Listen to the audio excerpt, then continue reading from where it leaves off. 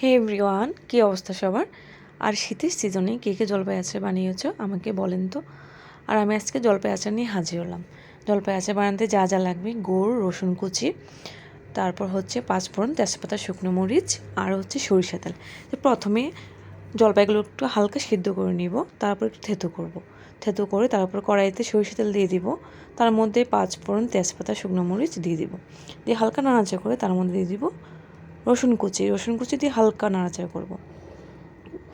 হালকা নাড়াচাড়া করে তার মধ্যে দিয়ে দিব জলপাইগুলি। এই যে জলপাইগুলো দিব, তার উপর দিয়ে দিব গুড়। গুড় যে যেমন খান, আমি মিষ্টি অত পছন্দ করি না, তো আমি হালকাই রেখেছি। বেশি মিষ্টি পছন্দ করলে অবশ্যই মিষ্টি বেশি দিবেন।